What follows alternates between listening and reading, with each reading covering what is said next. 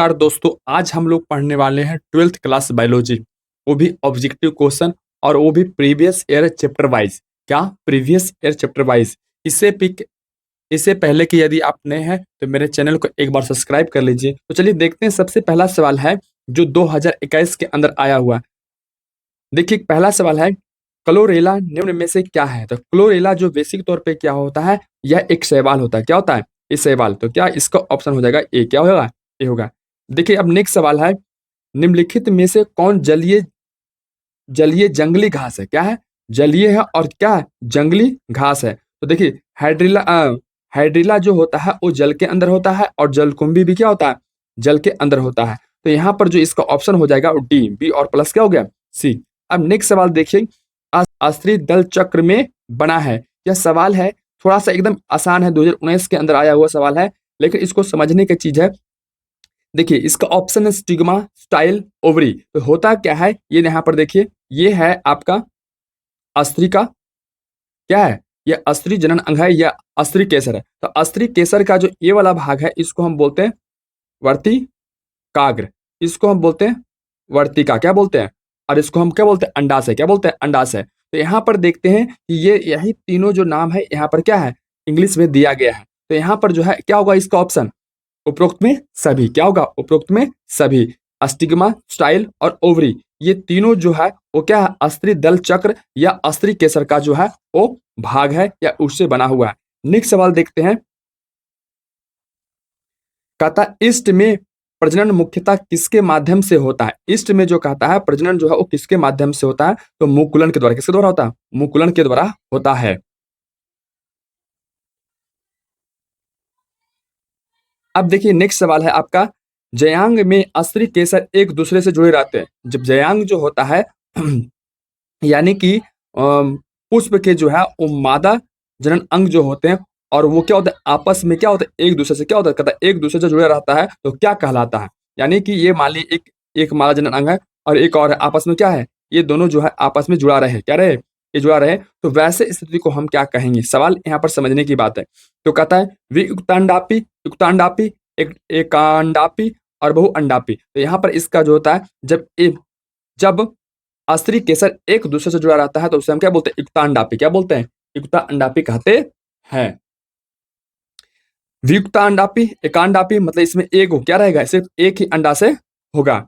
वियुक्ता अंडापी का मतलब हो गया इसमें क्या होता है? एक से अधिक होता है। बहुअंडापी का मतलब क्या होगा? इसमें जो होता है वो दो से और बहुत सारा इसके अंदर पाया जाता है। नेक्स्ट सवाल देखिए, छठा सवाल है, टैपेटल कोशिका दर्शाती है। तो टैपेटल सबसे पहले समझना है कि टैपेटल कोशिका क्या होता है। तो टैपेटल कोशिका जो होता है या प्राक कोश में पाए जाने वाली कोशिका है। क्या है? प्राक कोश में पाए जाने वाली कोशिका है जिसमें माइटोसिस के द्वारा गुणसूत्री का विभाजन यानी गुणसूत्री का क्या होता है? दोहराव होता है इसके अंदर। तो कहता है कि यह किस चीज को दर्शाता है? तो यह जो है एंडोमाइटोसिस और बहुगुणिता किसका करता है? एंडोमाइटोसिस और बहुगुणिता को दर्शाता है। कौन? टैपेटल कोशिका। नेक्स्ट सवाल है अब है पिस्टिलेट शब्द का प्रयोग। पिस्टिलेट शब्द का जो है वो प्रयोग जो है वो कहता है किया जाता है। पिस्टिलेट शब्द का प्रयोग जो है वो किया जाता है। तो किसके लिए? एक लिंगी पुष्प के लिए। किसके लिए होता है? देखिए पहला सवाल है यहाँ पे है, निम्नलिखित में से कौन जलोद्भिद है? तो क्या है? सिंघड़ा। क्या है? सिंघड़ा। नेक्स्ट सवाल है, प्राग भित्ति होते हैं किसमें होते हैं? प्राग भित्ति होते हैं एक स्तरीय, द्विस्तरीय, त्रिस्तरीय या कई स्तरीय। तो क्या होता है इसका उत्तर? त्रिस्तरीय।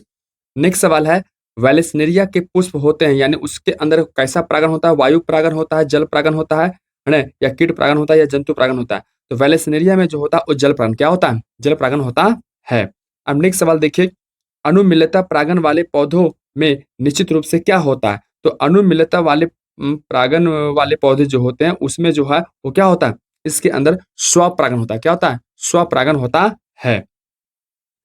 देखिए अगला सवाल जो है वो परागण जो है वो मुख्यतः होता है वो क्या होता है?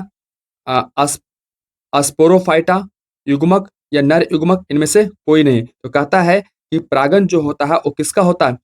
परागण मुख्यतः होता है नर युग्मक। किसका? नर युग्मक का।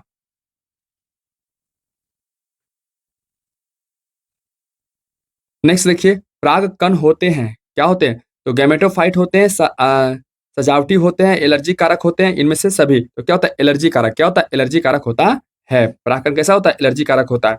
नेक्स्ट सवाल है, गुरु बीजाणु मात्र कोशिका से क्या बनता है? तो गुरु बीजाणु मात्र कोशिका से ऑप्शन कहता है लघु बीजाणु धानी, चलाजा, गुरु बीजाणु, लघु बीजाणु। तो क्या होगा? गुरु बीजाणु मात्र कोशिका से जो है वो क्या बनता है? गुरु बीजाणु का निर्माण होता है। किसका निर्माण होता है? गुरु बीजाणु का। नेक्स्ट सवाल है, पुष्पीय पौधों में नए युग्मक का निर्माण किसके विभाजन से होता है? तो पुष्पीय पौधों में नए युग्मक का जो निर्माण जो है वो क्या होता है? जनक कोशिका के विभाजन से होता है। क्या होता है? जनक कोशिका के विभाजन से होता है। आप क्लास में पढ़े होंगे इसके थ्योरी के बारे में, वहां से आप जाके इसको डिटेल्स देख सकते हैं। अब यहाँ पर निम्नलिखित में से कौन लघु बीजाणु धानी का हिस्सा नहीं है? लघु बीजाणु धानी का जो हिस्सा नहीं है, तो अंतःस्यम, टेपिटम और बाह्य त्वचा, यह सभी जो है वो लघु बीजाणु धानी का क्या हिस्सा है? बीजांड द्वार नहीं है। क्यों नहीं है? क्योंकि ये बीजांड द्वार जो है वो बीजांड का हिस्सा, किसका है? बीजांड का हिस्सा है। नेक्स्ट सवाल है, आवृत्ति बीजी पौधों में निम्नलिखित में से किस कोशिका के विभाजन के पश्चात जो है वो दो नर युग्मक का निर्माण होता है? तो कायिक कोशिका। क्या होता है? सॉरी, इसमें जो है जनन कोशिका। क्या होता है? जनन कोशिका। आवृत्ति बीजी पौधों में, आवृत्ति जो बीजी पौधे होते हैं उसमें किस कोशिका के विभाजन से, कौन सा ऐसा कोशिका जिसका विभाजन होगा? जैसे मान लीजिए एक कोशिका विभाजन होगा तो क्या होगा? दो नर युग्मक का निर्माण होगा। तो यहाँ पर जो कहता है वो जनन कोशिका। क्या होता है? ये जो है वो जनन कोशिका होता है, और इस कोशिका का जब विभाजन होता है तो दो नर युग्मक बनता है।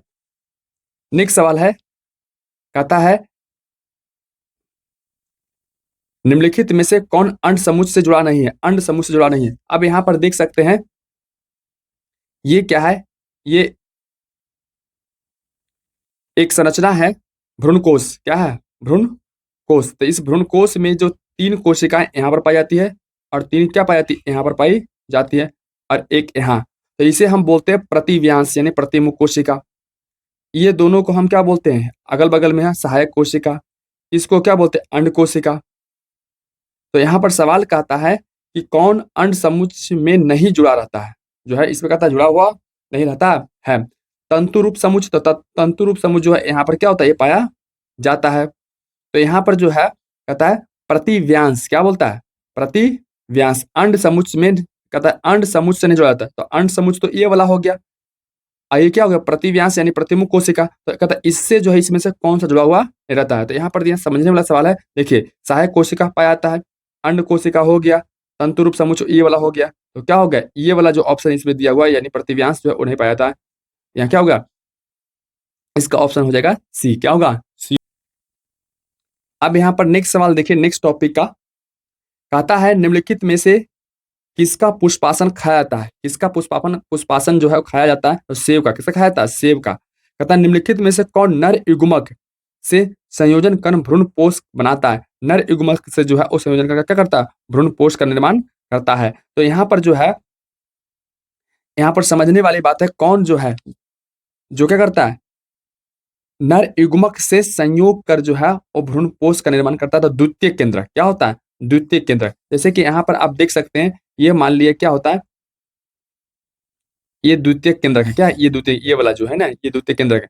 और इसी से जो है वो नर युग्मक एन जो है वो क्या करता है? संयोग करता है। तो क्या करता है? भ्रूणपोष यानी 3n का निर्माण करता है। तो इस प्रकार से जो है इसका उत्तर क्या होगा? द्वितीय केंद्रक। क्या होगा? द्वितीय केंद्रक जो होगा। आवृत्ति बीजी पौधों के भ्रूणपोष में गुणसूत्रों का गुण आवृत्ति बीजी पौधों में गुणसूत्रों की सूत्र गुणता क्या है? तो गुणसूत्रों की सूत्र गुणता जो है वो क्या होगा? 3n। क्या होगा? 3n होता है आवृत्ति बीजी पौधों में और भ्रूण पोष के अंदर। नेक्स्ट सवाल आपका है, वायु प्रागन किसमें नहीं होता है? तो वायु प्रागन जो है वो किसमें? घास में नहीं होता। किसमें नहीं होता है? घास में जो है वायु प्रागन नहीं होता है। नेक्स्ट सवाल है, बीज चोल खाया जाता है। बीज चोल जो है वो खाया जाता है। किसका खाया जाता है? तो शरीफा का, सेब का, नारंगी का, और इनमें से सभी का। तो किसका? नारंगी का। किसका? नारंगी का। नेक्स्ट सवाल देखिए, भ्रूणपोष में कितने गुणसूत्र होते हैं? तो भ्रूणपोष में जो है 3n कितने होते हैं? 3n गुणसूत्र होते हैं।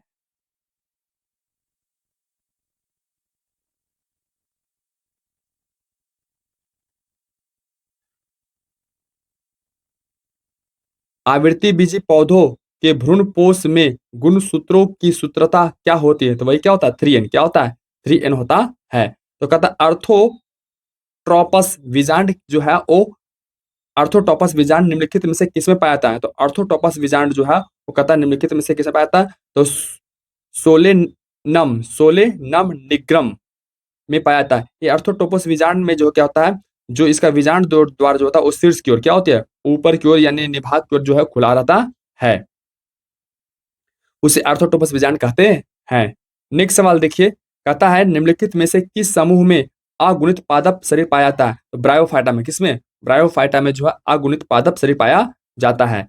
अगला सवाल जो है, कहता है घास के बीज में प्रशल्क को क्या कहते हैं? तो बीज पत्र क्या कहते हैं? बीज पत्र कहते हैं।